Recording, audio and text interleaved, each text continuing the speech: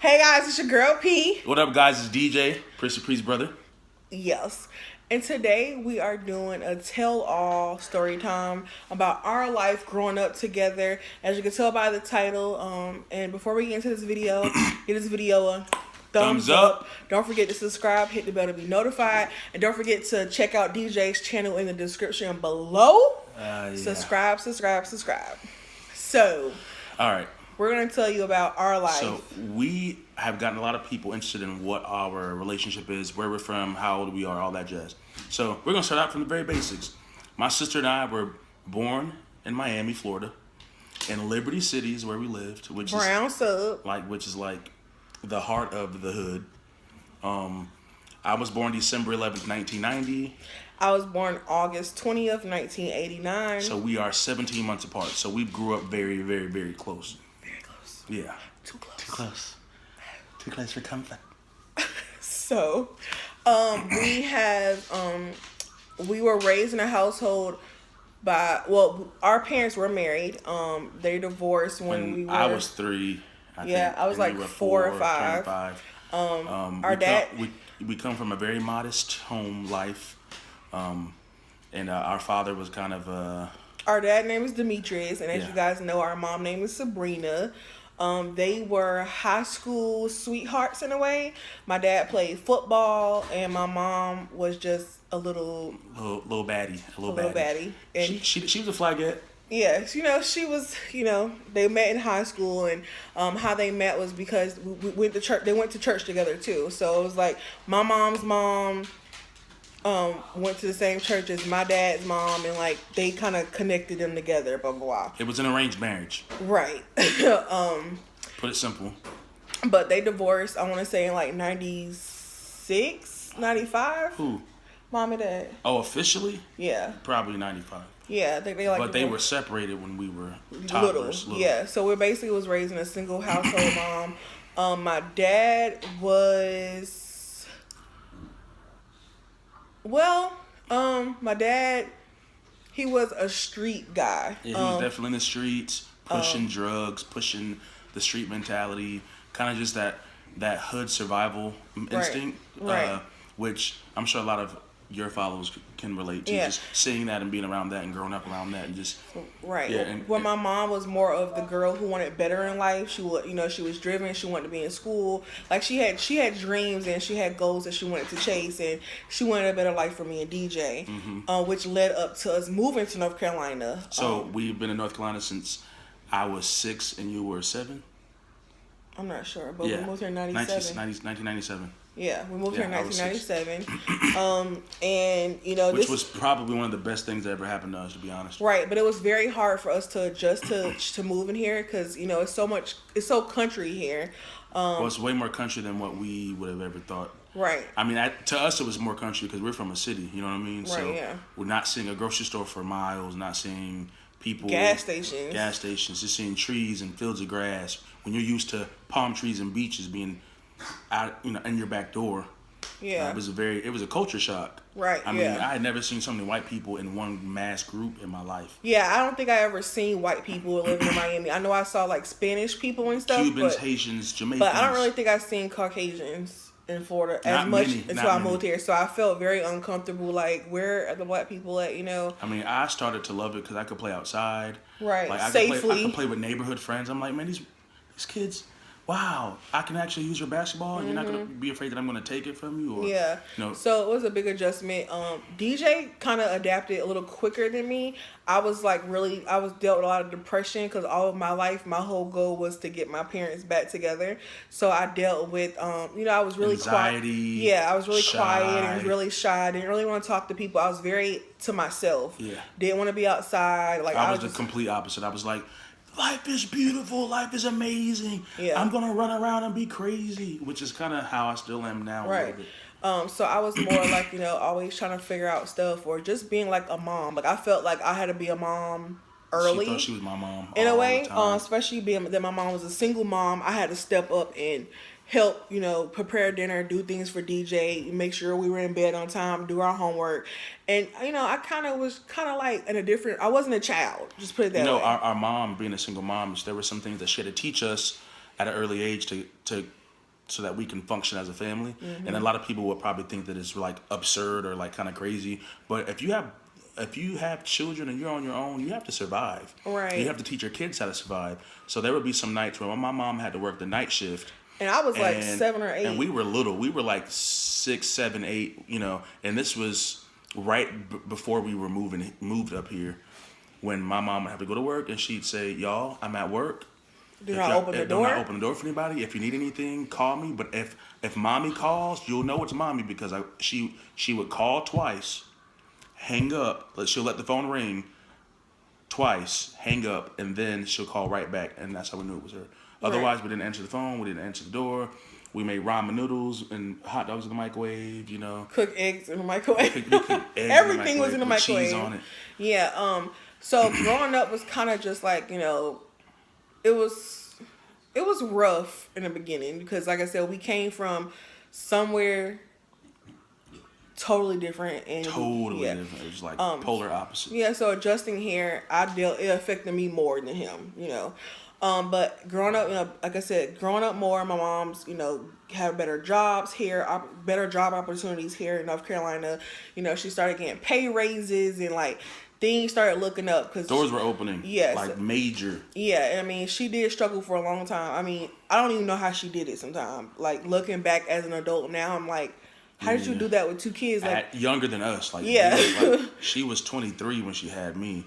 Yeah, she was like 21 pregnant with me. She had me at like 22 or something. I'm not sure, but she was just young. She struggled, but when she moved to North Carolina, it was like a breath of fresh air for her, and she saw herself growing, and it was just better for us. It was the best thing she could have ever did. Was now she's a boss. Yeah, literally a boss. Right. What's one thing you remember most about your childhood? It could be like a moment, or like or our childhood, like a moment, or like something we used to do all the time. I think another thing too, a lot of people say that me and DJ are really, really close. I think that we're really close too is because, like DJ said earlier, that we were always together. If my mom had to work, we always in the house together. So we always entertained each other. We always did silly stuff. It was Stupid like stuff. It's been in us since birth. Remember, we used to blow up water balloons in the house, but like not water balloons, but the regular balloons. Just put water in them, and we would roll them across the floor. It was like we always had to do stuff to entertain ourselves together. Remember when we put eggs in a shoebox and put paper towels around it? And we thought they were going to hatch. Well, we did some stupid stuff. Me and DJ used to have this thing where we had our own little language. We had our own language. Our sibling language. And we thought we knew how to write in cursive, but it was just all squiggles. Right. So, and my mom and her friends used to like play spades and stuff, and they would like leave their cigarette butts in the ashtray. So when like during the weekday when we home, we would like sit at the table with our cards, and we'll get the cigarette butts out, and we'll put it to our mouth, and we'll be smoking like, "Girl, my child." Our favorite thing to say was, "The last." I remember that last day, my kid got hit by a car. It was always everything was bad. Like everything was our kid. We didn't know what to talk. We didn't know what grown people talked about. So we just always thought like, I remember that last day my child got shot in the foot. It was just always stupid and it was stuff. always. I remember that last day. That made us feel old. Yeah, that's that how we thought we were day, acting adult. Yeah. I remember that last day my son got hit by a car. Yeah, and we used everything was really traumatic. We didn't know what grown people talked about, but I think that's why we're so close, is because we all we had was each other. We created our own little world, in our own little house. Because we were always in the house because my mom worked so much. But when we moved to Florida, though, to Miami, when we moved to North Carolina. When we moved to North Carolina, we started like going out more, going to the movies. Well, there were just more things to do here, and more of a safe space. Yeah, and I love it here now. I loved it here then, and it's a great place to raise a family. We grew up in Wake Forest, North Carolina, which is a very nice suburb, and we were very fortunate. After leaving Miami, we were really fortunate. One of my favorite memories from childhood is like when we would go out on the weekends. Every weekend we went to the flea market or to the mall or shopping or something, and it was like we would get dressed. We got something new every weekend. We got something new every weekend. Spoiled kids. First week of school, you had 5 new outfits, at least minimum 5. Yeah. shoe. You got like 3 pair of shoes. You got all the latest anything. Yeah. It was, So yeah. I don't know. My mama just worked really hard. My dad did the best that he can. You know, my dad obviously had some type of issues within himself, and you know, he couldn't be what we needed him to be at the time. But my mom stepped up and did what she had to do. But today we are all better. Like my mom and dad are cordial. You know, it's, what I said. Cordial. It's cordial. My mom and dad are cordial. It's just cordial. It's just cordial. Like, I can't say it. It's just cordial. My mom and dad are cordial. Y'all know what I'm trying to say, hell. But you know, like we have a better relationship with our dad now. It's like you can't keep holding something over someone's head forever. You know, you just meet them where they are. You love them. You pray for them. It's not my job to punish him for what he did to me or anything. But it's my job to pray for him and love him and accept him for who he is. Because I think we don't think of our parents as people sometimes. And when you step back and look at your parents as people, that day you realize that, oh, my mom is just a human. My mom is just a woman named Sabrina who walks down the street, right, who goes to the grocery store, who cranks up her car, drives her to work. And when you humanize your parents, it makes you have a whole different view on just how, I mean, parents don't have a rule book. There's no rule book to raise a child. Mm-hmm. So you just kind of have to let it be, take it with a grain of salt, and like keep on moving. But if people be doing some fuckboy shit all the time, then that's when you have to drop them. Mm-hmm. However, we are all positive thinkers, positive forward thinkers, you know, when it comes to those kind of things. Yeah. So yeah, me and DJ, we love each other. We're very close. He's my best friend. We're not only close, but like we have a spiritual connection with siblings, and not all siblings have that spiritual connection. So yeah, this is we want to give you guys a little bit of background about us. What else can we tell them? Like a fun fact? A fun. What's something cool that happened to us as kids? Nothing. We went to Universal Studios and I got slimed on TV. Oh, he got slimed on TV. What did you do? What did you do? Break your arm when you were 8 because you weren't supposed to ride your bike on the sidewalk? Did you break any bones? I broke my foot. My foot chipped. Yeah, I broke a bone. She broke. So we were on the way to Virginia one day. We didn't go yet. Well, we didn't go. We were planning on going. We were about to pack the car up and go because my aunt lived in Virginia. And Love was like, DJ, let's go outside and ride our bikes. And I said, no, Mama said we can't ride our bikes. We're about to go. We were just dressed. Guess who want to get on her green Huffy? Because Mama eventually said, go by. So I said, Love, this is how I remember it. You know, the driveway has an edge and there's grass. So I said, Love, how close to the edge can you get to the grass before you get off the concrete with your bike? So, my bad. I kind of caused you to break your arm. So I apologize now. Almost 20 years later. That's crazy. All I know is so that she was trying to ride the edge, and then a big bitch flipped over her bike. So I really don't know how I flipped over. It happened really fast. It was so weird because it was like I was just on it, like about to get on the concrete. It happened really fast. And then like the tire hit the edge of the driveway, and I flipped over the bike and I landed on my arm, and the shit cracked right here. Yeah, and she had a broken up here broke. Having a broken arm, guys, is probably the most painful thing ever. Not when you break it. It's just the aftermath. Like, the muscle spasms when you're trying to scratch, or it just hurts because your arm is like, hasn't been mobile operated in so long. And when you finally start operating and you got to get that muscle back working, that shit hurts. I used to get muscle spasms just writing, yo. Oh, gosh. I remember. And it used to stink. Like, because you couldn't get up in there. That thing used to be funky. Ooh. Don't break no body parts. That shit stink. That cast be funky. More importantly, your arm is healed. My arm is healed. What else is a funny thing? I remember in 7th grade. So this my stepdad. Dude, What? What's that? What? Just a quick story. In 7th grade, I used my stepdad's jacket. He had a Texans jacket, a football jacket, and I never checked the pockets. I just wore it every day. It was like a windbreaker. 2 weeks I wore this jacket, and and then like the last day I wore it, I like reached in the pockets. I was like, what is this bag of stuff? And I was in class, and I'm just sitting there like, it looked like tobacco to me. And I was like, and I'm just sitting there showing my friends like, yo, this is, and like years later, I was like, that was weed. In class. For 2 weeks, I wore that in 7th grade, and I didn't get caught. Thank God. Okay, so I also have a funny thing about DJ. So DJ, when I had my disobedient moment with the whole bike thing, this guy, Mama DJ used to always go outside. And I don't know what he thought he was, but one day he had some sandals on, and he was outside playing with his friends. I like to be barefoot, or I just wear sandals. Right. So this particular day, he went to his friend Alan's house down the street. No, I didn't. It wasn't. Oh, yes, it was. It was Alan's house, and DJ wanted to ride Alan's bike. He wanted to ride that damn bike so bad. Alan finally told him, yeah. It was a little bigger than my bike, so I was like, I want to see if I can ride a big bike. But Alan didn't tell DJ something about the bike, so we have a big drop down hill by my mom's house. So DJ decides to go down the hill, right? And when you go down the hill, you want to brake to slow the fuck down, right? So this guy realized it was no brakes on the bike. Alan let my brother ride a bike with no brakes, May y'all. he rest in peace. Oh yeah, shout out R.I.P. Alan. Alan. Shout out to him. Way to F my toes up though, bro. DJ could not stop the bike, so guess what he does? He uses his toes. Flintstone style, y'all. He put his toes down to the ground, and them bitches scraped up all the way down the road. So he fell off the bike, and he's sitting there in the middle of the road crying. We're all panicking because we hear a little boy screaming. That's why I ain't take my fat ass outside. But I should have, because I probably would have lost some weight.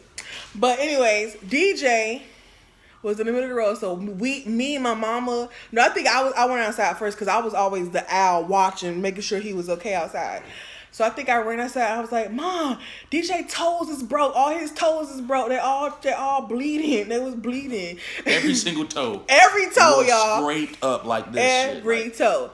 So my grandpa wanted to go down there and pick him up, bring him in the house. So he set him on the counter, and my mama was looking at his toes. And my mom was mad. And my mama, she a different type of mama. She wasn't like, oh baby, she said, I told your ass not to wear no sandals. Outside. Outside. This is the shit you get. This is what you do when you're disobedient to your parents. Yeah, so she was just looking at him like, that's what your ass get. As she's cleaning it, of course. So she's cleaning, she just pours peroxide over all my toes. All 10 of them shit sitting up there on the counter.